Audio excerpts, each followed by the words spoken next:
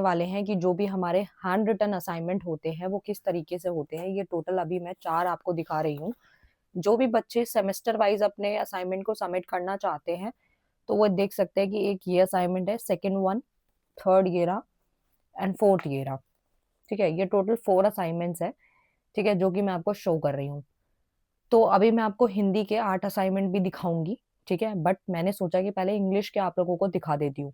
तो ये हमारे पास ऑर्डर रिसीव हुआ था, तो हमने इस ऑर्डर को एक्सेप्ट किया और इसको बनाया है। ठीक है, ये वीडियो को बिल्कुल एंड तक देखना है, इसमें काफी सारी जानकारी आपको मिलती रहेगी।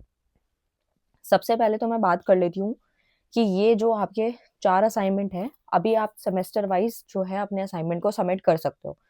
यानी कि अगर आप 8 एग्जाम एक साथ दे रहे हो तो आपको 8 असाइनमेंट सबमिट करने होते हैं।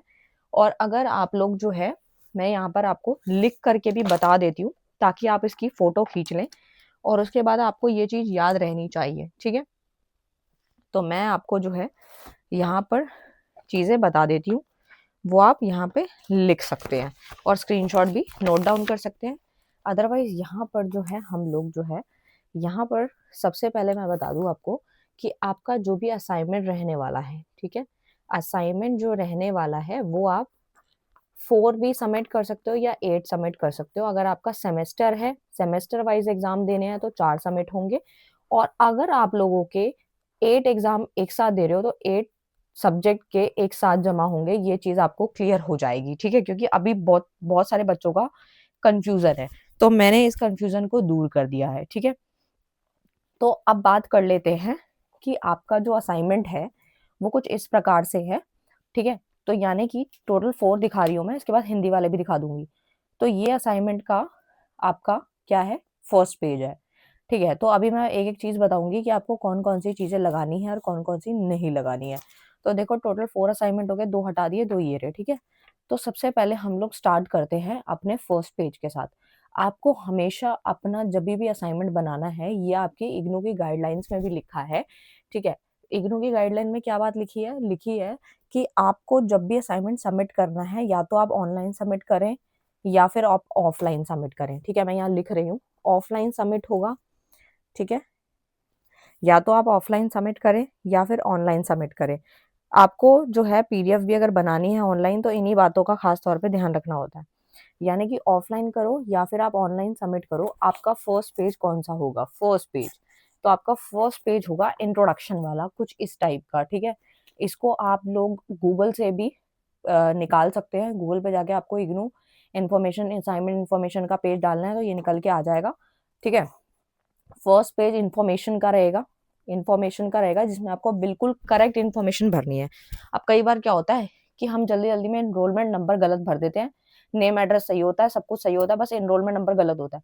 तो भाई एक एक चीज बिल्कुल सही भरनी है। अगर आपने एक चीज भी गलत भर दी तो समझ लेना कि आपके नंबर चले गए और आपके मार्क्स नहीं चढ़ेंगे, तो दोबारा आपको फिर से बनाना पड़ेगा। ठीक है, तो सबसे पहला काम आपको अपने यहाँ पे इन्फॉर्मेशन बिल्कुल सही भरनी है और लिखने के बाद आपको जो है 2 बार चेक भी करना है। ब्लू पेन से लिख सकते हो, ब्लैक से लिखो, कोई दिक्कत नहीं है। सिग्नेचर डेट वगैरह जिस दिन सबमिट करोगे उस दिन डेट मेंशन करनी है। ठीक है, और ये टैग वगैरह जरूर लगा लेना। ठीक है, कई बच्चे क्या करते हैं, फाइल वाइल ले लेते हैं, उनकी स्टिक वगैरह निकल जाती है, तो बाद में जब वो असाइनमेंट चेक करते हैं तो नंबर नहीं चढ़ते। तो आप धागा जो है बिल्कुल टाइट के बांध देना और ये नहीं निकलेगा। ठीक है, और सस्ता भी पड़ता है ये। Program, program code, course title, and उसके बाद क्या आता है आपका, उसके बाद आता है आप लोगों का कोर्स कोड। ठीक है, फिर आपको कोर्स कोड भरना है। कोर्स सेंटर हो गया, study centre, assignment number, phone number, email ID बिल्कुल सही से भरनी है, लिखने का दोबारा चेक करनी है। उसका सेकंड पेज कौन सा रहेगा, सेकंड पेज रहेगा आप लोगों का आपके आई कार्ड का। ठीक है, ये एक बच्चे का था तो मैंने यहाँ पर जो है, यहाँ पे जो इन्फॉर्मेशन है वो ब्लर कर दी है। ठीक है, यहाँ पे एनरोलमेंट नंबर इस तरीके से दिया होता है, तो इसकी फोटोकॉपी आपको लगा देनी है और जरूर लगानी है, सेकंड पेज पे ही लगानी है। ठीक है, अच्छा, थर्ड पेज जो होगा वो आपका क्वेश्चन पेपर का है। ठीक है भाई, तो सबसे पहली बात है, कई बच्चे क्या करते हैं, क्वेश्चन पेपर को छोड़ देते हैं। वो सोचते हैं कि यहाँ पर तो क्वेश्चन लिखा ही है। नहीं, ऐसा नहीं है, ये आपकी गाइडलाइंस में बिल्कुल मेंशन है। ऑनलाइन सबमिट हो या ऑफलाइन आपका असाइनमेंट सबमिट हो, बट आपको क्वेश्चन पेपर जरूर लगाना है। ठीक है, तो इसके अंदर टोटल ना इस वाले सब्जेक्ट के अंदर 14 क्वेश्चन थे। तो आप ऐसा भी कर सकते हो, जैसे मान लो कि 10 क्वेश्चन यहाँ आ गए और 4 पीछे आ जाए, तो ऐसे भी कोई दिक्कत नहीं है, बस क्वेश्चन पूरे होने चाहिए। मतलब उनका कहने का मतलब है क्वेश्चन पूरे होने चाहिए, चाहे आप उसको 2 पेज में करें या फिर 1 पेज में, सारे क्वेश्चन मेंशन होने ही चाहिए। क्वेश्चन पेपर 3rd पेज पे आएगा। नेक्स्ट आपका असाइनमेंट जो है वो इस प्रकार से हैंड रिटन वाला बना हुआ है, ठीक है। हैंड राइटिंग आप देख सकते हो।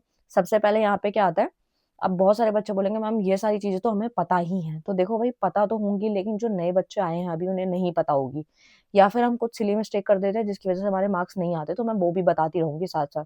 सबसे पहले क्या होता है कि जब भी हम असाइनमेंट लिखना स्टार्ट करते हैं या फिर हम किसी फ्रेंड से या किसी से भी लिखवाते हैं ना, तो कई बार हम ना यहाँ पे ये चीज लिखनी भूल जाते हैं, छोटी छोटी सिली मिस्टेक बता रही हूँ जो आपके नंबर कटवाती है, ठीक है। तो कोर्स कोड नहीं लिखा, या सब्जेक्ट का नाम नहीं लिखा, सेक्शन ए नहीं लिखा, तो ये छोटी छोटी गलतियां नहीं करनी। क्वेश्चन ब्लैक से रहेगा और ये बॉल पेन इस्तेमाल किया गया है, आप जेल भी इस्तेमाल कर सकते हो, इट्स अप टू यू, ठीक है। तो आप, आपकी इच्छा है, आप कैसे भी कर सकते हो। तो सबसे बड़ी बात ये है कि ब्लैक पेन से क्वेश्चन रहेगा और आंसर ब्लू से रहेगा, बॉल का इस्तेमाल कर सकते हो। और जैसे कि यहाँ पे एडवांटेजेस थे तो यहाँ पर डिसएडवांटेजेस थे, तो उसको यहाँ पे अंडरलाइन किया गया है, या फिर आप ब्लैक से भी लिख सकते हो, इट्स अप टू यू। तो इस तरीके से साफ सुथरा हैंड रिटन असाइनमेंट ये बना बनाया है। शीट देखो, ये वैसे तो हम लोगों ने क्लासमेट की यूज करी है, आप वैसे कोई भी इस्तेमाल कर सकते हो, ठीक है। तो अभी मैं दूसरी भी दिखा दूंगी, जैसे अब हिंदी वाले जो है, हिंदी के लिए ये असाइनमेंट था, तो हिंदी वाली के लिए हमने ये वाली शीट का इस्तेमाल किया। अभी मैं दिखाऊंगी, इस पे मैं अभी आऊंगी, बट अभी ये समझ लो, ठीक है। शीट आप कोई भी इस्तेमाल करो जितना आपका बजट है, ठीक है।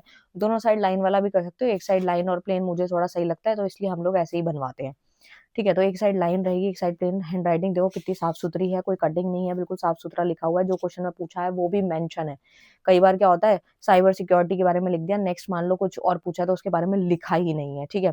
तो वो चीज थोड़ी गलत हो जाती है, तो सब कुछ मेंशन होना ही चाहिए। इस तरीके से ये प्रॉपर असाइनमेंट जो है वो बना हुआ है, ठीक है।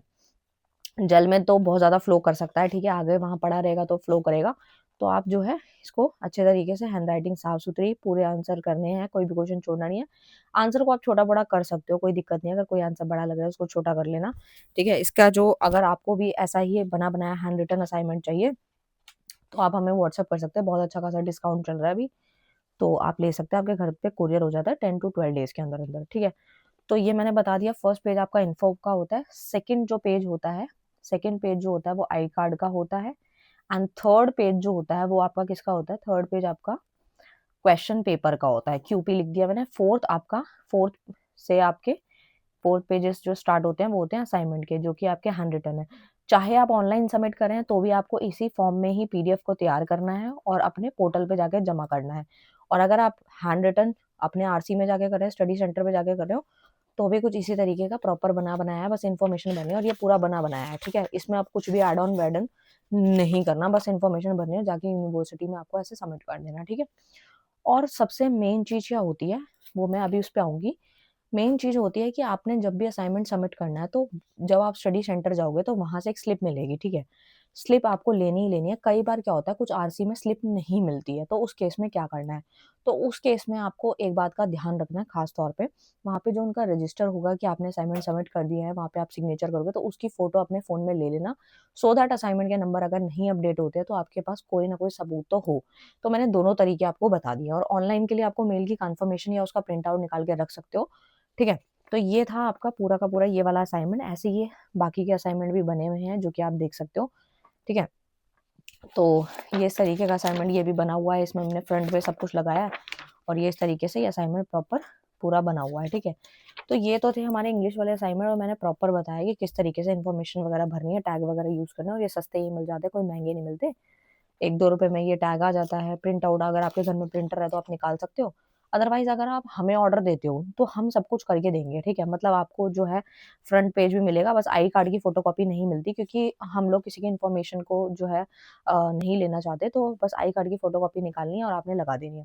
क्वेश्चन पेपर हम लोग ही प्रोवाइड करेंगे, और फ्रंट पेज भी हम ही प्रोवाइड करेंगे, हैंड रिटन भी, सब कुछ हम ही प्रोवाइड करेंगे, टैग भी इनफैक्ट हम प्रोवाइड करते हैं।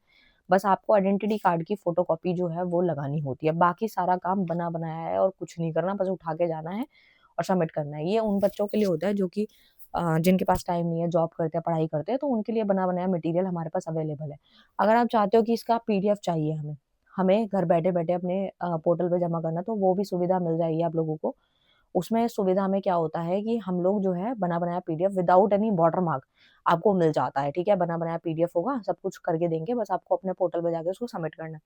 तो ये तो बात हो गई इंग्लिश वालों की। अब मैं दिखाती हूँ, हम हमारे पास हिंदी का भी ऑर्डर आता है, ठीक है। ऐसे हमारे पास बहुत सारे ऑर्डर लगे रहते हैं। तो ये तो था हिंदी का ऑर्डर। तो देखो इस तरीके से हमने, देखो हिंदी की भी कितनी अच्छी साफ सुथरी हैंडराइटिंग है। तो अभी हमने इस पे लगाना था, बट मैं आपको शो कर रही हूँ। इसका भी हम जब बच्चे को भेजेंगे तो इस पे हमारे को इसका क्वेश्चन पेपर भी देंगे, इसका इसका फ्रंट पेज भी देंगे, सब कुछ देंगे। बस मैं आपको शो कर रही हूँ कि इस तरीके से हमने देखो साफ सुथरी हैंडराइटिंग में साफ साफ लिखा हुआ है, ठीक है। देखो कोई कटिंग नहीं है, ठीक है। और अच्छी शीट का ही हम लोग इस्तेमाल करते हैं, ऐसा नहीं है कि बिल्कुल हल्की क्वालिटी हम यूज कर रहे हैं या फट रही है। कई बच्चों की ना इसमें ये भी डाउट होता है, जब वो असाइनमेंट को बनवाते हैं कहीं से, तो उनको ये होता है कि उनकी स्पेलिंग में एरर होते हैं, गलत सलत लिख देते हैं। नहीं भाई नहीं, हम ऐसा नहीं करते, हम खुद की पीडीएफ बनाते हैं, उसी में से ही हम लोग जो है अपनी टीम को देते हैं, वो उसी में से ही लिखते हैं। तो आप उस चीज की जो टेंशन है वो भूल जाओ, ठीक है। हैंडराइटिंग की कोई चिंता नहीं है, साफ सुथरी हैंडराइटिंग मिलेगी। अगर आपको लगता है कि इससे भी अच्छी हैंडराइटिंग चाहिए तो उसका प्राइस थोड़ा सा डिफरेंट हो जाता है, बट आपको नॉर्मल हैंडराइटिंग अच्छे खासे प्राइस पे मिल जाती है। तो ये देखो मैं एक एक पेज आपको दिखा रही हूँ। मैंने अभी इस पे टैग इसलिए नहीं किया था क्योंकि आपको वीडियो, मेरे को वीडियो बनानी थी और आप लोगों को शो करना था। तो इस तरीके से ये है।